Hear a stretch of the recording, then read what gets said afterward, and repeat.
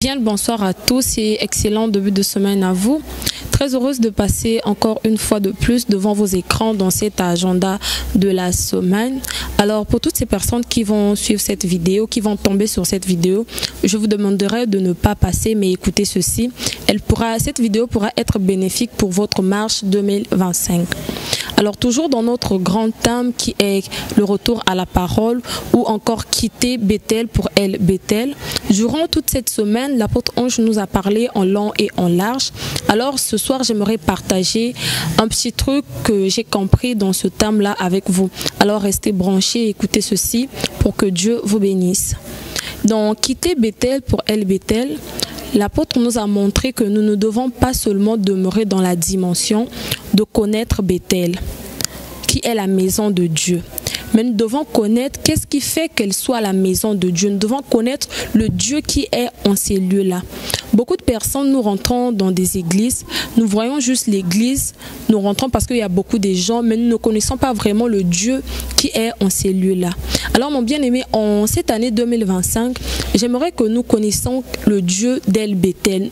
Nous ne devons pas rester dans la dimension de connaître Bethel, nous devons connaître le Dieu qui est en ces lieux afin que nous soyons bénéfiques des choses qui se trouvent dans le lieu. Vous savez que quand vous rentrez dans un endroit, si vous ne connaissez pas la personne ou l'autorité qui vit dans ces lieux-là, de fois vous ne pourrez pas bénéficier de sa grâce ou bien des choses qui sont en lui. C'est par là Jacob, qu'est-ce qui a fait que Jacob qu'est-ce qui a fait que Dina perd sa dignité à Shechem? C'est parce que son père avait fait une promesse à Dieu quand il était béni à Bethel. Il a dit à Dieu que quand tu me béniras, je reviendrai en ces lieux afin de m'installer en ces lieux. Mais Jacob, il a fait cette promesse.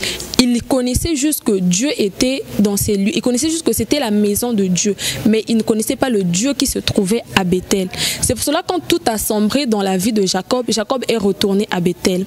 Quand il est retourné à Bethel, il a compris maintenant qu'il y avait un Dieu en ces lieux-là. Il a compris maintenant que c'était quoi le Dieu d'El Bethel.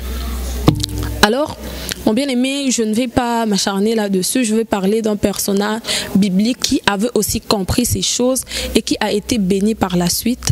C'est l'enfant prodige. C'est dans le livre de Luc 15. Tous nous connaissons l'histoire de l'enfant prodige. Mais il y a une chose à tirer dans cette histoire-là que nous avons tendance à ignorer. L'enfant prodige, c'était un enfant qui avait un père et son frère. Et lui, il a vu comment son père avait des biens et tout. Il s'est dit qu'il est temps que je récupère ma part de l'héritage.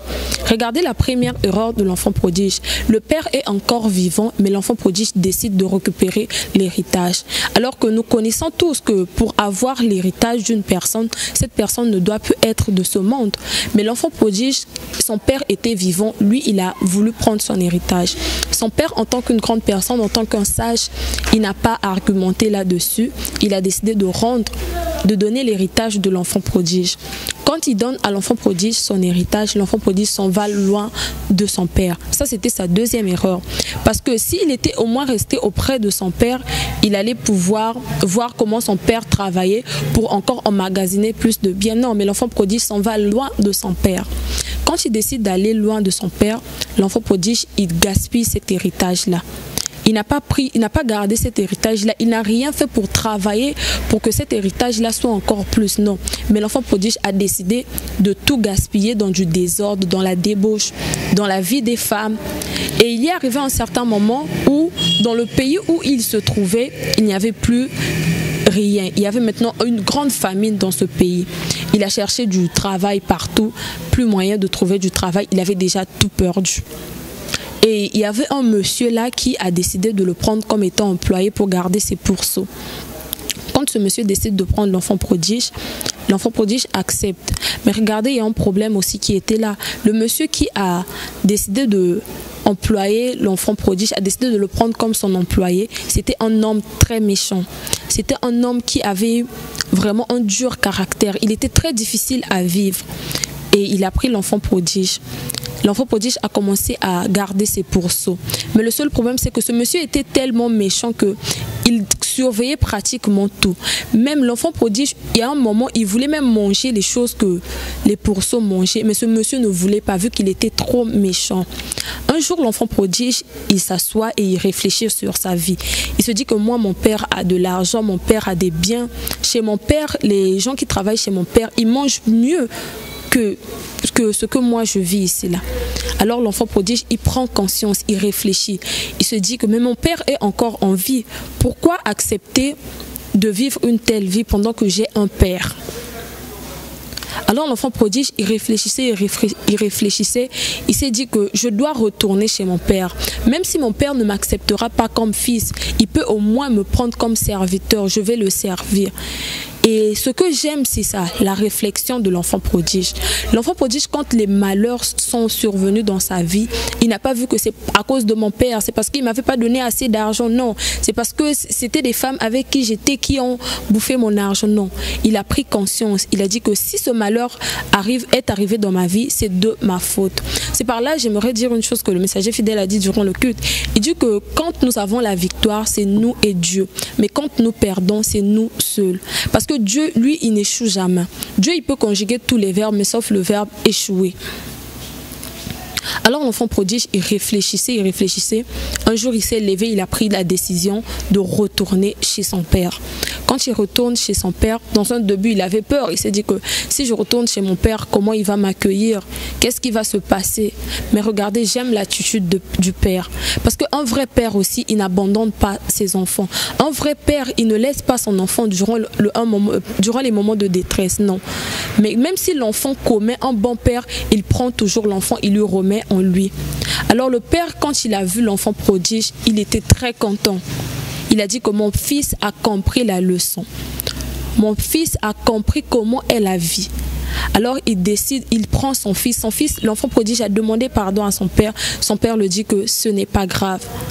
Et il y a une chose que j'aime beaucoup. Quand l'enfant prodige revient, le père décide de faire un grand festin pour lui. Je crois que beaucoup de gens se posaient la question, mais celui-là, il a déshonoré le père. Celui-là, il a fait des choses à l'encontre du père. Mais pourquoi le père décide de le faire la fête? Parce que le père avait compris que mon fils, il a repris conscience. Alors, mon bien-aimé, qu'est-ce que nous devons tirer dans ce passage biblique ou dans cette prédication? Nous devons tirer que l'enfant prodige, malgré tout ce qu'il a fait, il y a un moment de sa vie, il a repris conscience. Il a réfléchi.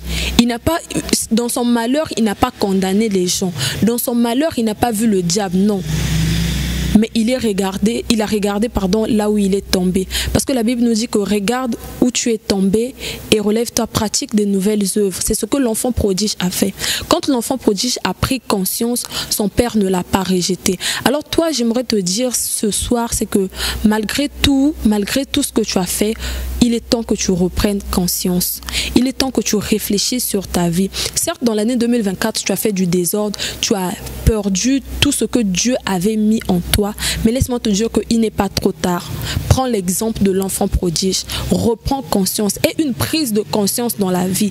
Et je crois que Dieu te bénira. Mon bien-aimé, ne passons pas notre temps, ne passons pas notre année dans les lamentations. Nous ne devons pas seulement nous lamenter, nous dire que si telle chose m'arrive, c'est parce que mon père ne m'avait pas laissé l'héritage, c'est parce que mon oncle m'a maudit. Non. Mais regarde où tu es tombé, prends conscience et Dieu te bénira. C'est pour cela cette année 2025, le messager fidèle l'a intitulé une année de prise de conscience. Alors mon bien-aimé, je viens te dire ce soir, prends conscience et Dieu te bénira. C'était l'agenda de la semaine avec la réserve de l'Éternel. Merci.